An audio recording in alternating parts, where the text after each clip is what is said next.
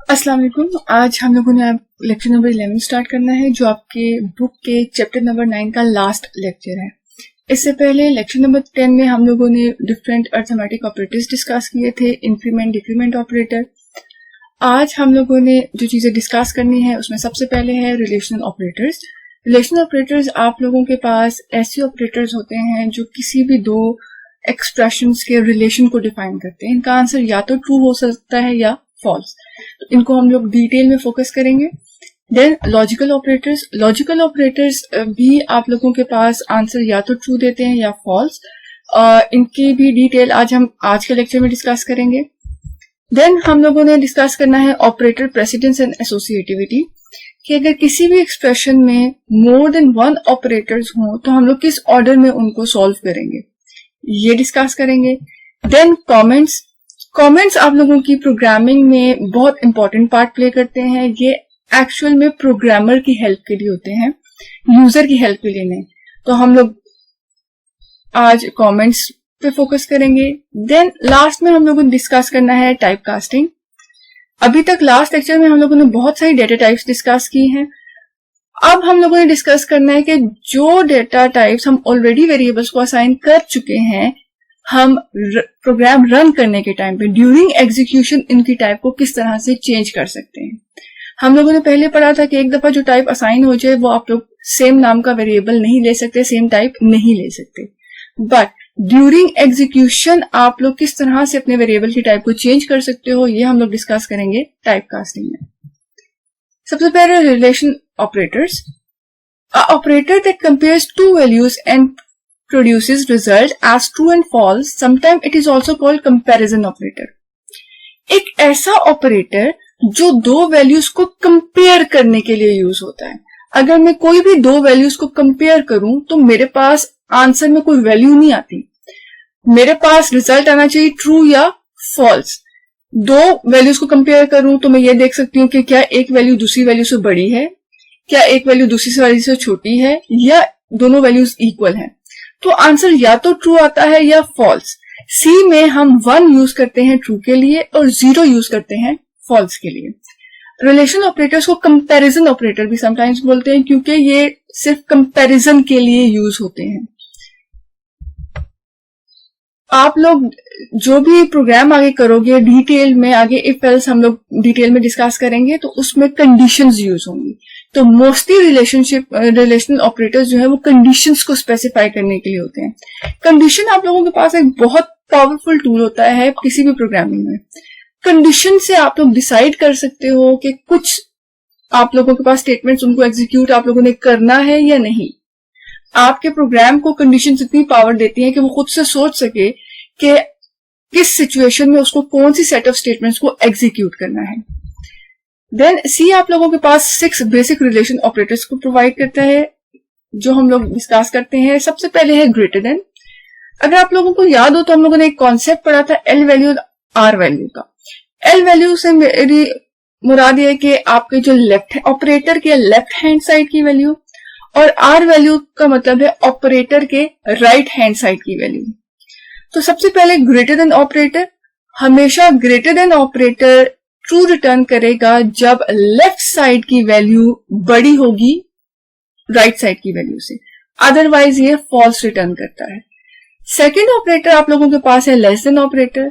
Less than operator सिर्फ तभी true result देता है जब लेफ्ट हैंड साइड की वैल्यू ऑपरेटर के राइट हैंड की वैल्यू से छोटी हो, अदरवाइज ये फॉल्स रिटर्न करता है। देन इक्वालिटी का साइन। इक्वालिटी के ऑपरेटर में आप लोगों ने ये बात नोट करनी है कि इसमें 2 इक्वल्स टू के साइन यूज करने हैं। अगर आप लोग सिंगल इक्वल्स टू का साइन यूज करोगे तो इसका मतलब होता है असाइनमेंट ऑपरेटर, किसी राइट साइड की वैल्यू को लेफ्ट साइड में असाइन करना। लेकिन इक्वालिटी में हमेशा 2 इक्वल्स टू के साइन यूज होंगे, जिसमें इक्वालिटी ट्रू होगी अगर दोनों के दोनों ऑपरेटर के लेफ्ट साइड और राइट साइड वैल्यू दोनों के दोनों इक्वल है तो रिजल्ट ट्रू होगा, अदरवाइज फॉल्स। फिर हमारे पास ये 2 ऑपरेटर्स हैं, एक है ग्रेटर देन और इक्वल्स टू और एक है लेस देन और इक्वल्स टू। आप लोगों ने ये देखना है कि इसमें अब हम लोगों ने कंपाउंड कर दिया, 2 ऑपरेटर्स फ्यूज हैं और बीच में और है, दोनों में से कोई एक भी ट्रू होता है तो ये कंडीशन ट्रू हो जाती है। फॉर एग्जाम्पल ग्रेटर देन और इक्वल्स टू में आप लोगों के पास अगर लेफ्ट हैंड साइड की वैल्यू या तो बड़ी है या इक्वल है तो ट्रू रिटर्न करेगा, अगर छोटी है तो फॉल्स। इसी तरीके से लेस देन और इक्वल्स टू ऑपरेटर में लेफ्ट हैंड साइड की वैल्यू या तो छोटी हो या इक्वल हो तो ये ट्रू रिटर्न करेगा, अदरवाइज फॉल्स। लास्ट में आप लोगों के पास है नॉट इक्वल्स टू का साइन। नॉट इक्वल्स टू का साइन आप लोगों के पास तब ट्रू रिटर्न करता है जब ऑपरेटर के दोनों साइड की वैल्यूज इक्वल ना हो तो ये ट्रू होगा, अदरवाइज ये हमेशा आप लोगों के पास फिर फॉल्स रहेगा। देन रिलेशन एक्सप्रेशन, इससे पहले हम लोगों ने लास्ट लेक्चर में अर्थमेटिक एक्सप्रेशंस को डिस्कस किया था। अगर हम वो रिकॉल करें तो उसमें क्या था, वेरिएबल, कॉन्स्टेंट या कोई भी एक्सप्रेशन जिनमें अर्थमेटिक ऑपरेटर्स यूज हो उनको हम लोग कहते हैं अर्थमेटिक एक्सप्रेशंस।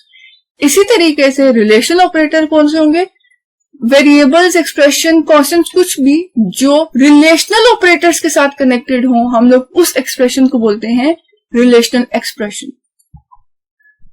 आप लोगों के पास रिलेशन एक्सप्रेशन मोस्टली यूज होता है वैल्यूज को कंपेयर करने के लिए, और या तो ये ट्रू रिटर्न करता है या ये फॉल्स। इसका रिजल्ट या तो ट्रू होता है या फॉल्स, कोई स्पेसिफिक वैल्यू नहीं होती, या तो 1 होगा या 0। 1 का मतलब होता है ट्रू, 0 का मतलब होता है फॉल्स।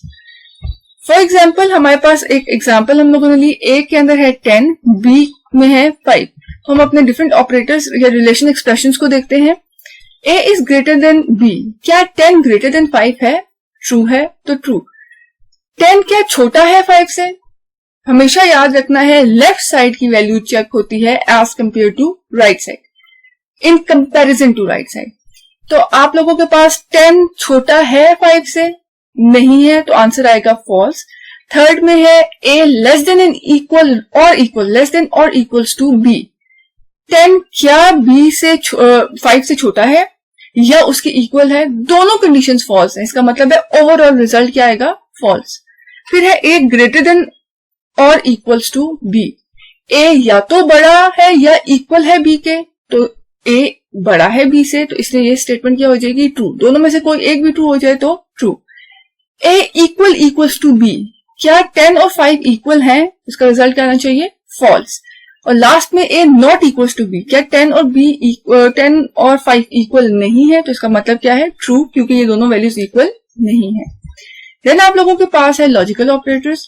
लॉजिकल ऑपरेटर्स ऐसे ऑपरेटर्स हैं जो कंपाउंड कंडीशंस को इवैल्यूएट करने के लिए यूज होते हैं। हम लोगों ने पहले कंपाउंड असाइनमेंट ऑपरेटर पढ़ा, तो उसमें क्या था, कोई भी चीज जब कंपाउंड में हम लोग पढ़ते हैं उसमें कोई भी 2 या 2 से ज्यादा चीजें फ्यूज करती हैं, उसमें क्या था, अर्थमेटिक और असाइनमेंट ऑपरेटर। कंपाउंड कंडीशंस आप लोगों के पास ऐसी कंडीशंस होती हैं जब हम एक से ज्यादा कंडीशंस को मिला दें तो वो क्या बनती है, कंपाउंड कंडीशंस। तो ऐसे ऑपरेटर्स जो कंडीशंस को कंबाइन करने के लिए यूज होते हैं उनको बोलते हैं हम लोग लॉजिकल ऑपरेटर्स। तो कंपाउंड कंडीशन क्या है, a type of comparison in which more than one conditions are evaluated is called compound condition. एक ऐसा कंपैरिजन जिसमें एक से ज्यादा कंडीशंस इवैल्यूएट हो उनको हम लोग क्या बोलेंगे, compound condition. Then used to execute a statement और set of statement by testing many conditions. हमेशा याद रखना है कंपाउंड कंडीशन का रिजल्ट भी या तो ट्रू होता है या फॉल्स। तो ये मोस्टली जब हमारे पास एक से ज्यादा स्टेटमेंट्स हो या एक से ज्यादा कंडीशंस को चेक करना हो एक साथ, तो हम लोग कंपाउंड कंडीशंस के थ्रू यूज करते हैं। और बहुत सारी कंडीशंस को हम लोग अगर कंपाउंड बनाना चाहते हैं तो हम उनके बीच में लॉजिकल ऑपरेटर्स को यूज करते हैं। सी में 3 टाइप के लॉजिकल ऑपरेटर्स हैं। नंबर 1 है एंड ऑपरेटर, जिसको हम लोग डबल एम्परसेंट साइन के साथ शो करते हैं। नंबर 2 है और ऑपरेटर, जो 2 बार्स के साथ शो होता है। नंबर 3 है नॉट ऑपरेटर, जो एक्सक्लेमेशन मार्क के साथ यूज होता है। अब हम लोग डिस्कस करते हैं एंड ऑपरेटर। एंड ऑपरेटर में सबसे पहली चीज जो आपने याद रखनी है, आपने प्रोग्राम के किसी हिस्से में एंड नहीं लिखना है। आपने जब भी एंड ऑपरेटर यूज करना है आप लोगों ने डबल एम्परसेंट साइंस को यूज करना है। जिस तरह आप लोग प्लस करने के लिए प्लस का साइन यूज करते हो, प्लस लिखते नहीं हो, इसी तरीके से आप लोगों ने एंड नहीं लिखना। जब भी एंड ऑपरेटर अप्लाई होगा 2 एम्परसेंट साइन आएंगे। आप लोगों के पास एंड ऑपरेटर दो कंडीशंस को मिलाने के लिए, इवैल्यूएट करने के लिए यूज होता है। या तो ये ट्रू रिटर्न करता है या फॉल्स। ये ट्रू सिर्फ तभी रिटर्न करता है जब इस ऑपरेटर के लेफ्ट हैंड और राइट हैंड दोनों साइड्स के एक्सप्रेशन की वैल्यू ट्रू हो। अगर दोनों कंडीशंस ट्रू होंगी तो एंड का रिजल्ट ट्रू आता है, अदरवाइज किसी भी केस में एंड का रिजल्ट फॉल्स आता है, जिसको हम लोग एग्जाम्पल से देखते हैं। ए मेरे पास 100 है, बी मेरे पास 50 है। तो अब आप लोग देखें, ये कंपाउंड कंडीशन है जिसमें दो conditions, A greater than 10, be greater than 10, ये दो कंडीशंस एंड ऑपरेटर के थ्रू कंबाइन होके एक कंपाउंड स्टेटमेंट बन गई। अब एंड ऑपरेटर में हमने क्या डिस्कस किया कि एंड ऑपरेटर के राइट साइड और लेफ्ट साइड दोनों कंडीशंस में ट्रू रिटर्न करना है तो ओवरऑल एंड क्या रिजल्ट रिटर्न करेगा? ट्रू। अदरवाइज किसी भी केस में एंड फॉल्स रिटर्न करता है। आप सबसे पहले देखिए, ए के अंदर वैल्यू है 100, बी के अंदर वैल्यू है 50। क्या 100 ग्रेटर देन 10 है? ट्रू रिटर्न करेगा ये एक्सप्रेशन। क्या 50 ग्रेटर देन 10 है? ये भी ट्रू रिटर्न करेगा। अब एंड के दोनों साइड की कंडीशंस ट्रू हैं, तो इसलिए एंड ओवरऑल क्या रिजल्ट देगा? ट्रू। इसके कंपैरिजन में हम देखें, 100 ग्रेटर देन 50 है, ट्रू है। क्या 50 ग्रेटर देन 50 है? 50 के इक्वल है लेकिन ग्रेटर नहीं है, तो ये क्या रिटर्न करेगा? फॉल्स। अब एंड ऑपरेटर के लेफ्ट साइड पे क्या हो गया? ट्रू। राइट साइड पे क्या हो गया? फॉल्स। और अगर कोई एक भी फॉल्स हो जाए तो एंड ऑपरेटर ओवरऑल क्या रिजल्ट रिटर्न करता है? फॉल्स। देन हम लोगों के पास डिफरेंट सिनेरियोज हैं, कंडीशन 1 और कंडीशन 2, जिसको आप लोगों ने एग्जांपल में देखी। अगर हम इनको एंड से जोड़ दें तो अगर पहली कंडीशन फॉल्स है और दूसरी भी फॉल्स है तो एंड का रिजल्ट क्या होता है? फॉल्स। अगर पहली फॉल्स है दूसरी ट्रू है तो भी फॉल्स। अगर पहली ट्रू है दूसरी फॉल्स है तो भी फॉल्स। एंड सिर्फ तब ट्रू होगा जब दोनों कंडीशंस का रिजल्ट ट्रू होगा, तो ओवरऑल एंड का रिजल्ट ट्रू होगा। देन आप लोगों के पास और ऑपरेटर है। और ऑपरेटर आप लोगों के पास दो बार्स साइन से रिप्रेजेंट होता है। आपने जब भी और ऑपरेटर अप्लाई करना है, दो बार्स आप लोगों ने यूज करनी है। आप लोगों ने और नहीं लिखना प्रोग्राम में। और ऑपरेटर आप लोगों के पास दो कंडीशंस को इवैल्यूएट करने के लिए यूज होता है।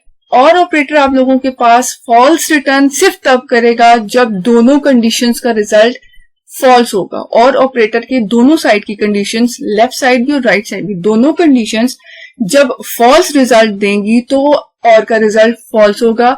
उसके अलावा हर सिनेरियो में और का रिजल्ट ट्रू रहता है।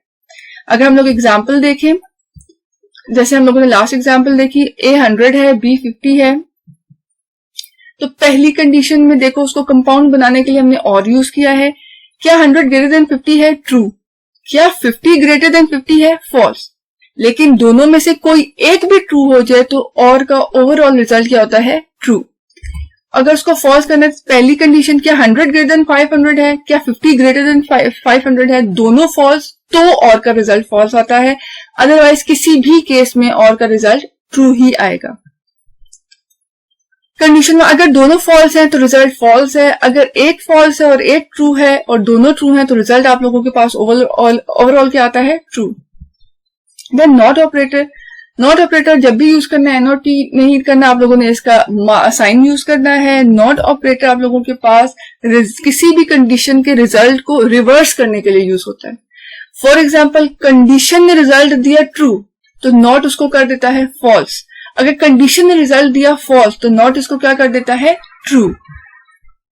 It produces true if the condition is false. For example, a 100 है, बी 50, हम सेम एग्जाम्पल के साथ जा रहे हैं। सबसे पहले ब्रैकेट के अंदर देखिए, एक कंडीशन है ए इक्वल्स टू बी, तो इसका रिजल्ट क्या होना चाहिए? फॉल्स, क्योंकि ए और बी इक्वल नहीं है। फिर जब इसका रिजल्ट फॉल्स आया तो नॉट ने रिजल्ट को क्या कर दिया? ऑपोजिट। तो ए इज इक्वल्स टू बी का रिजल्ट क्या था? फॉल्स, और नॉट ने उसको क्या कर दिया? ट्रू। तो ओवरऑल इस एक्सप्रेशन का रिजल्ट क्या होगा? ट्रू। फिर ए इज ग्रेटर देन बी, 100 50 से बड़ा है, ट्रू। तो नॉट ने इसको क्या कर दिया? फॉल्स। हमेशा नॉट कंडीशन अगर ट्रू रिटर्न करे तो उसको फॉल्स कर देता है, अगर फॉल्स रिटर्न करे तो उसको ट्रू कर देता है। जैसे कि इस टेबल में भी हमें नजर आ रहा है, ये हमेशा कंडीशन के रिजल्ट को रिवर्स कर देता है। देन ऑपरेटर प्रेसिडेंस, आप लोगों के पास ऑपरेटर प्रेसिडेंस यूज होती है जब आपके पास एक्सप्रेशन में एक से ज्यादा ऑपरेटर्स हो। जैसे a प्लस बी एक ऑपरेटर, उसमें एक ही ऑपरेटर है तो प्रेसिडेंस की जरूरत नहीं है। a प्लस बी इंटू सी, अब a प्लस बी इंटू सी में से पहले हम a को b में प्लस करें या b और c को मल्टीप्लाई करें, तो किस ऑर्डर में एक्सप्रेशन इवेलुएट होता है, ये चीज आपका ऑपरेटर प्रेसिडेंस डिसाइड करता है। तो the order in which different type of operator in an expression are evaluated, किस ऑर्डर में डिफरेंट ऑपरेटर, एक ही एक्सप्रेशन में अगर एक से ज्यादा ऑपरेटर्स हैं तो वो किस ऑर्डर में इवेलुएट होंगे, वो आपका ऑपरेटर प्रेसिडेंस डिसाइड करता है। अगर हम लोग टेबल देखें तो सब जिसकी प्रेसिडेंस हाईएस्ट होती है वो एक्सप्रेशन में सबसे पहले सॉल्व होता है और जिसकी लोएस्ट होती है वो सबसे आखिर में सॉल्व होता है। अगर हम अपना टेबल देखें तो सबसे पहले हाईएस्ट प्रेसिडेंस किसकी है, नॉट ऑपरेटर, जो लॉजिकल नॉट हम लोगों ने अभी डिस्कस किया। उसके बाद अगर सबसे पहले किसी एक्सप्रेशन में अगर नॉट है तो सबसे पहले आप लोगों ने नॉट अप्लाई करना है। फिर अगर उसमें मल्टीप्लाई, डिवीजन या मॉड्यूलस ऑपरेटर है तो इन तीनों की प्रेसिडेंस सेम है, इनमें से कोई भी है तो वो अप्लाई होगा। अगर फिर उसके बाद प्लस और माइनस की प्रेसिडेंस है, फिर रिलेशन ऑपरेटर्स हैं, देन इक्वल और नॉट इक्वल्स टू, फिर आप लोगों के पास लॉजिकल एंड और आपके पास लॉजिकल और है, और आखिर में असाइनमेंट ऑपरेटर है। असाइनमेंट ऑपरेटर की हमेशा प्रेसिडेंस लोएस्ट होती है क्योंकि आप पूरा एक्सप्रेशन सॉल्व करने के बाद आखिर में रिजल्ट असाइन करते हो, तो इसलिए आखिर में जो चीज परफॉर्म होती है उसकी प्रेसिडेंस सबसे लो है। अगर हम लोग एग्जाम्पल देखें जैसे, तो जो ब्रैकेट्स होती हैं तो उनकी जो प्रेसिडेंस होती है वो हमेशा हाई होती है, तो सबसे पहले ब्रैकेट सॉल्व होगी तो 5 - 2 3, अब आउटर ब्रैकेट सॉल्व हो जाएगी 24 / 3 8। अब अगर हम लोग अपना एक्सप्रेशन देखें 10 × 8 + 13, अब स्टेरिक मल्टीप्लीकेशन और प्लस में से किसकी प्रेसिडेंस हाईएस्ट है, मल्टीप्लीकेशन की, इसलिए पहले 10 और 8 मल्टीप्लाई होंगे और फिर रिजल्ट में 13 ऐड होगा। ऑर्डर चेंज करने से आपका रिजल्ट चेंज भी हो जाता है, तो इसलिए प्रेसिडेंस बहुत इंपॉर्टेंट है। देन एसोसिएटिविटी ऑफ ऑपरेटर्स, अगर आप लोगों के पास एक्सप्रेशन में ऐसे ऑपरेटर्स आ जाए जिनकी प्रेसिडेंस सेम है, जिनका लेवल सेम है, तो फिर आप लोग किस ऑर्डर में उनको सॉल्व करोगे, इस चीज को हम लोग बोलते हैं एसोसिएटिविटी ऑफ ऑपरेटर्स।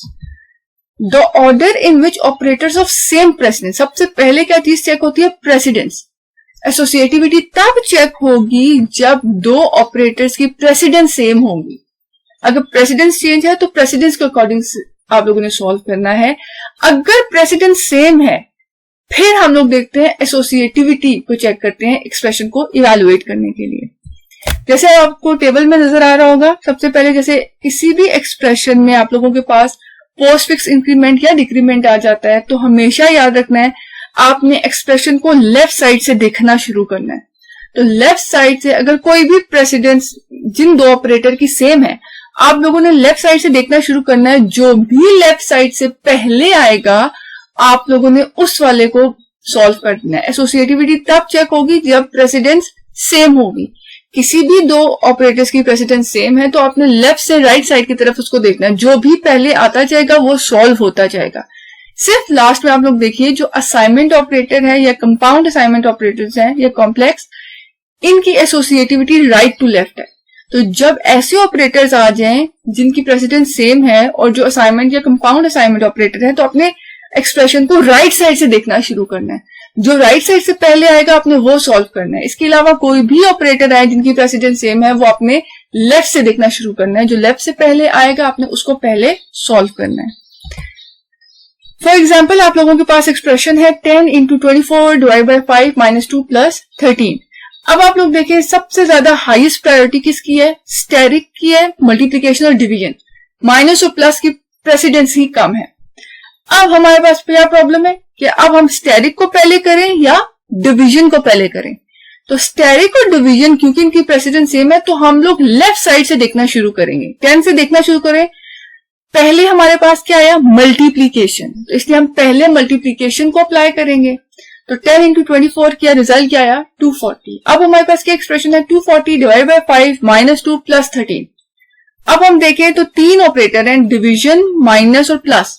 तो सबसे पहले प्रेसिडेंस देखनी है, क्योंकि हमें पता है कि डिवीजन की प्रेसिडेंस हाईएस्ट है, तो इसलिए हम लोग एसोसिएटिविटी देखेंगे नहीं, हम लोग डायरेक्ट डिवाइड कर देंगे। 240 डिवाइड बाय 5 किया तो क्या आंसर आया 48। अब जो मेरे पास एक्सप्रेशन है वो है 48 माइनस 2 प्लस 13।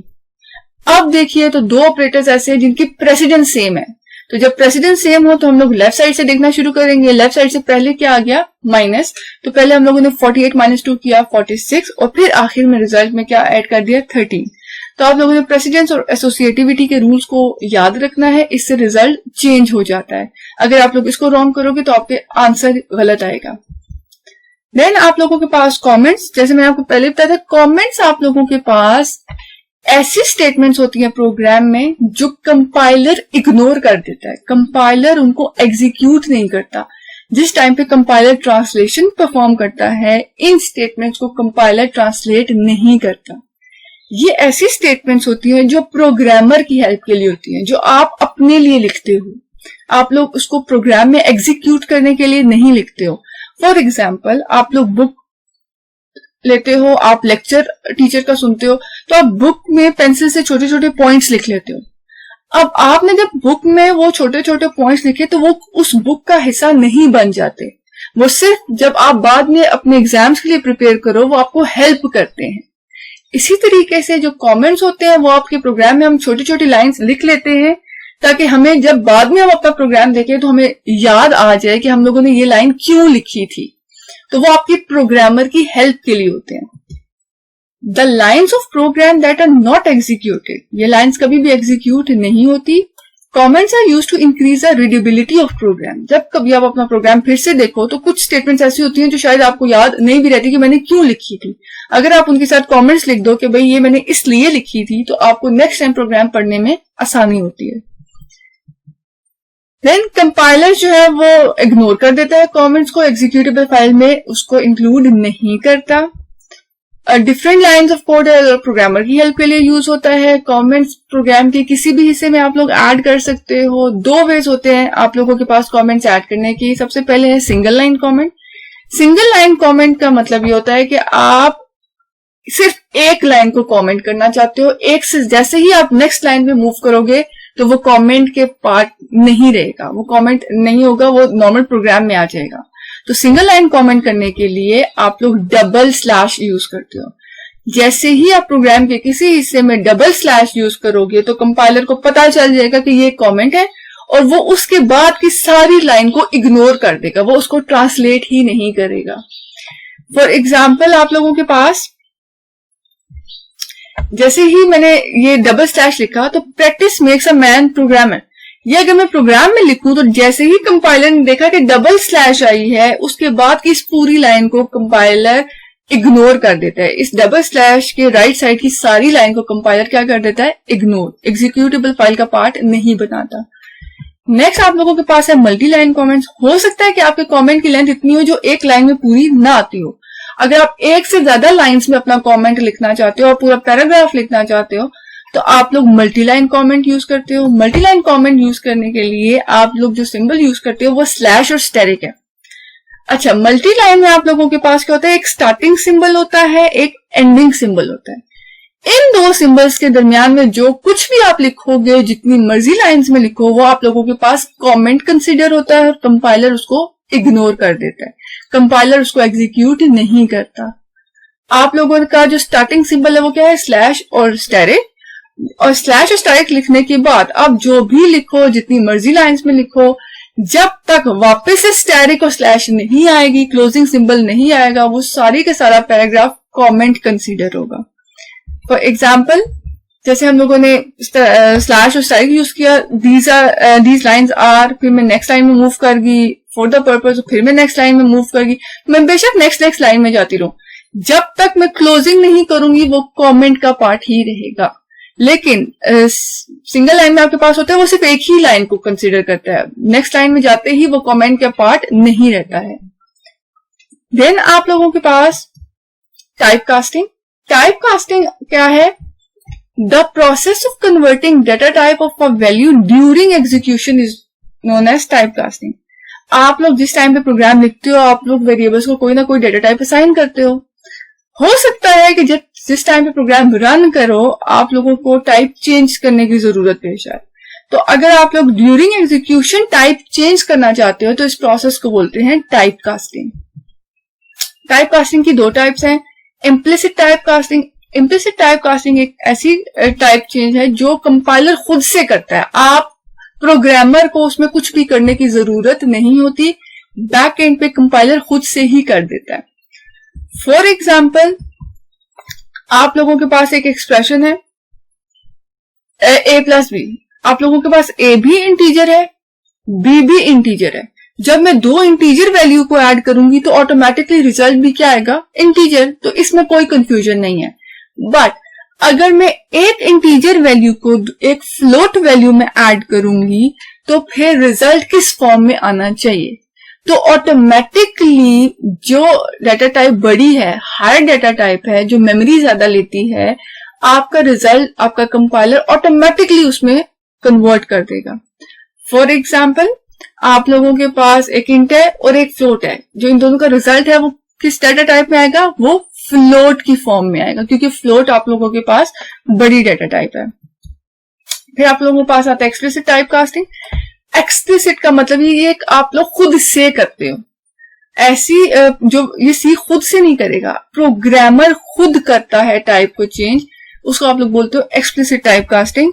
इसका सिंटेक्स सिर्फ ये है छोटा सा कि आप लोगों ने जिस भी एक्सप्रेशन की टाइप को चेंज करना है, आप लोगों ने ओपनिंग ब्रैकेट लिखनी है, पैरेंथेसिस, जिस टाइप में कन्वर्ट करना चाहते हो। फॉर एग्जाम्पल, मेरे पास एक ही टाइप इंट थी और मैं उसको फ्लोट में कन्वर्ट करना चाहती हूँ, तो मैं टाइप की जगह क्या लिखूंगी, फ्लोट, ब्रैकेट क्लोज, और एक्सप्रेशन की जगह क्या लिख दूंगी, ए, कि एक ही टाइप को फ्लोट में कन्वर्ट कर दो।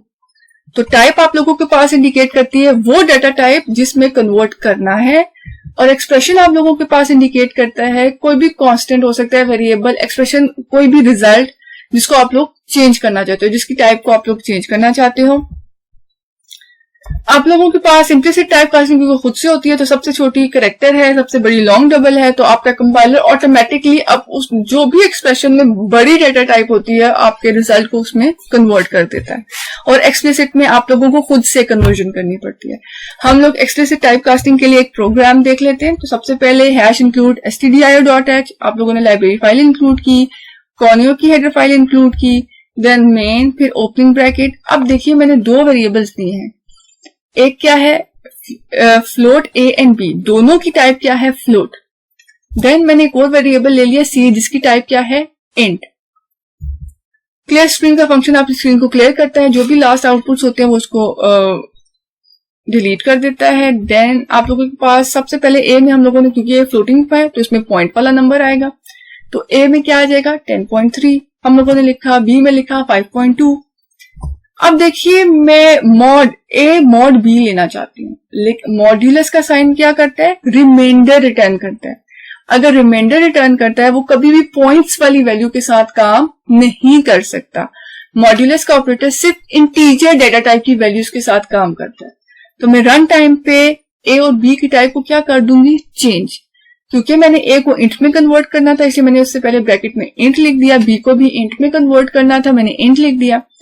अब क्योंकि पहले a इंट में कन्वर्ट हुआ, b इंट में कन्वर्ट हुआ, तो फिर इनका मॉड अप्लाई होकर रिजल्ट किस में सेव हो जाएगा, c में। फॉर एग्जाम्पल, जैसे ही मैंने a को इंट में चेंज किया कि a में वैल्यू क्या थी 10.3, तो पॉइंट वाली वैल्यू हट जाएगी, तो a में क्या रह जाएगा 10। इसी तरीके से b में क्या था 5.2, और जब ये इंट में कन्वर्ट होगा तो b में क्या रह जाएगा 5। अगर मैं 10 mod 5 लूं तो रिजल्ट क्या आता है, 5 2 10, रिमाइंडर क्या आएगा 0, और ये 0 किस में सेव हो जाएगा, c में। देन मैं अपना रिजल्ट शो करना चाहती हूँ, तो उसके लिए मेरे पास है प्रिंट एफ का फंक्शन। प्रिंट एफ का फंक्शन आउटपुट शो करने के लिए होता है, जो चीज ब्लैक स्क्रीन पे आपको एज इट इज नजर आती है, जो भी चीज आप इसकी ब्रैकेट्स की इन्वर्टेड कॉमास में लिखोगे आपको एज इट इज नजर आएगी ब्लैक स्क्रीन पे। तो अब मैं देखूं मैं क्या चाहती हूँ, लिखा आए आउटपुट में रिजल्ट इज %d लिखा है। %d मैंने इस लिखा है क्योंकि मुझे नहीं पता अभी सी में क्या रिजल्ट है। कंपाइलर उसको या प्रोग्राम जब एग्जीक्यूट होता है तो वो रन टाइम पे कैलकुलेशंस करता है। तो हम लोगों ने कहा है जो भी, और उसके बाद कॉमा के बाद हम लोगों ने क्या लिखा है, सी। तो जो भी सी में रिजल्ट कैलकुलेट होके आएगा, जब आपका प्रोग्राम रन होगा ऑटोमेटिकली वो रिजल्ट, वो वैल्यू %d की जगह आ जाएगी। क्योंकि सी की डाटा टाइप इंट थी इसलिए हम लोगों ने परसेंटेज डी लिखा। अगर सी की डाटा टाइप फ्लोट होती तो हम लोग परसेंटेज एफ लिखते। अगर सी की डाटा टाइप करेक्टर होती तो हम लोग परसेंटेज सी लिखते।